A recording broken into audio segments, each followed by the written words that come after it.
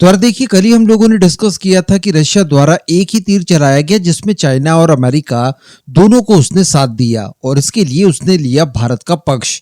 Actually मैंने आपको बताया था कल वीडियो में कि रशिया द्वारा ये खुलकर कहा गया है कि अमेरिका भारत के इंटरनल मैटर्स में हस्तक्षेप करने की कोशिश कर रहा है और अस्थिरता पैदा करने की पुरजोर कोशिशें कर रहा है और इसको लेकर भारत ने सावधान रहना चाहिए। अब ये सीधे सीधे आरोप अमेरिका के ऊपर तो था ही था, जिससे अमेरिका एक्चुअली काफी ज्यादा व्याकुल हो गया है और उसकी तरफ से भारत को मक्खन लगाने के लिए अब क्या क्या किया जा रहा है ये अगले वीडियोस में मैं आपको बताऊंगा।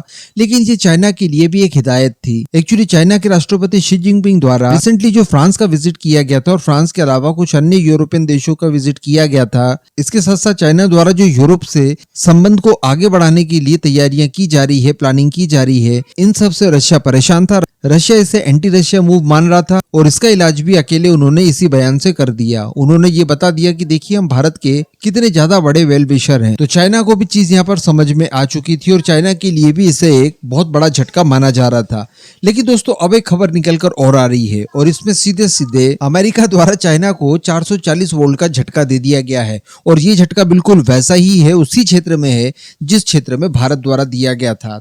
तो आपको याद होगा आज से कुछ समय पहले चाइना की एक ऑटोमोबाइल कंपनी BYD भारत के अंदर अपने पैर पसारने के लिए बहुत कोशिशें करती है। वो इलेक्ट्रिक व्हीकल्स भारत में आकर बनाना चाहती है, इसके लिए वो निवेश करना चाहती है और ऐसा करके वो भारत के मार्केट को ग्रो होने से पहले ही कैप्चर करना चाहती है, जिसके लिए भारत सरकार पहले से ही चौकन्नी थी और उसकी एक भी चलने नहीं दी। फाइनली BYD को भारत के अंदर व्यापार करने के लिए अपना मालिकाना हक दूसरी कंपनी को बेचना पड़ा। अब इसी BYD के ऊपर बताया जा रहा है कि अमेरिका द्वारा भी तगड़े सैंक्शंस लगाने की तैयारियां शुरू कर दी गई है। दरअसल बताया ये जा रहा है कि अमेरिका द्वारा पूरी तैयारियां कर ली गई है कि चाइना से जो भी इंपोर्टेड इलेक्ट्रिक व्हीकल्स हैं इनके ऊपर 100% इंपोर्ट ड्यूटी लगाई जाए, जो कि मौजूदा समय में केवल 25% है। अब ऐसा अमेरिका क्यों कर रहा है? तो इसके पीछे अमेरिका द्वारा बताया जा रहा है कि ये हमारे मार्केट को कैप्चर करना चाहते हैं, अमेरिका के अंदर नौकरियों को खत्म करना चाहते हैं और हमेशा की तरह रटा रटाया बयान कि ये हमारी राष्ट्रीय सुरक्षा के लिए खतरा है। अब ये खतरा क्यों है तो ये भी आप जान लीजिए। दरअसल बताया ये जाता है कि चाइना की BYD द्वारा केवल $12,000 में कार को तैयार कर लिया जाता है और $12,000 में लगभग आप उसे खरीद सकते हैं। अब अगर आपको इसी गुणवत्ता वाली, इसी फीचर्स के साथ, इसी की टक्कर वाली कोई अमेरिकन कार चाहिए तो उसके लिए आपको कम से कम 3 से लेकर 4 गुना पेमेंट देनी पड़ेगी।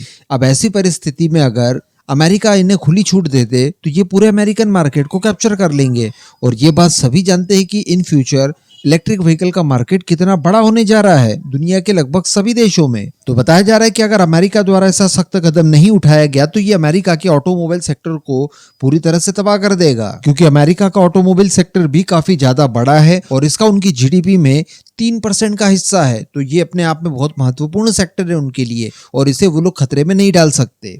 इस वजह से बताया जा रहा है कि जो बाइडेन गवर्नमेंट इनके ऊपर 100% इंपोर्ट ड्यूटी लगाने जा रही है।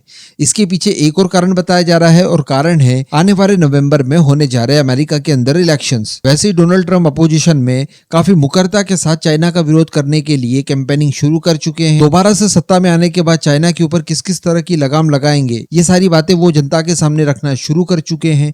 ऐसी परिस्थिति में जो बाइडेन भी मजबूर है कि वो चाइना के खिलाफ इस तरह की कार्रवाइयों को लगातार करे। और इसके अलावा शी जिनपिंग का फ्रांस विजिट न केवल एंटी रशिया था बल्कि एंटी अमेरिका भी था, क्योंकि चाइना इस तरह की लगातार कोशिशें कर रहा है कि अमेरिका को यूरोप से पूरी तरह से अलग कर दिया जाए। और ऐसा कर पाने में अगर चाइना सफल होता है तो यूरोप अकेला कुछ नहीं कर पाएगा, ना ही अमेरिका कुछ कर पाएगा और काफी आसान हो जाएगा इनके खिलाफ आगे की गतिविधियां करना। अमेरिका और यूरोप मिलकर एक्चुअली एक पावर हाउस की तरह काम करते हैं, लेकिन अगर ये अलग हो जाते हैं तो इन्हें फिर बाद में और ज्यादा तोड़ना काफी ज्यादा आसान हो सकता है। तो ठीक पुतिन की तरह शी जिनपिंग के इस विजिट से अमेरिका भी उतना ही ज्यादा चिढ़ा हुआ था। तो ये अमेरिका के साथ साथ भारत के लिए भी काफी फायदे वाली बात है, क्योंकि इलेक्शन आने से पहले तक ऐसे कई सारे सेक्टर्स होंगे जहां पर चाइनीज कंपनियों के ऊपर अमेरिका इसी तरह से भारी भरकम सैंक्शंस को इम्पोज कर देगा, जिससे चाइना की कमर टूटनी बिल्कुल तय दिखाई दे रही है, क्योंकि BYD को लेकर उनके बहुत बड़े बड़े ख्वाब हैं। इवन मैं आपको बता दूं कि रिसेंटली जो जिनपिंग द्वारा यूरोपियन देशों का विजिट किया गया,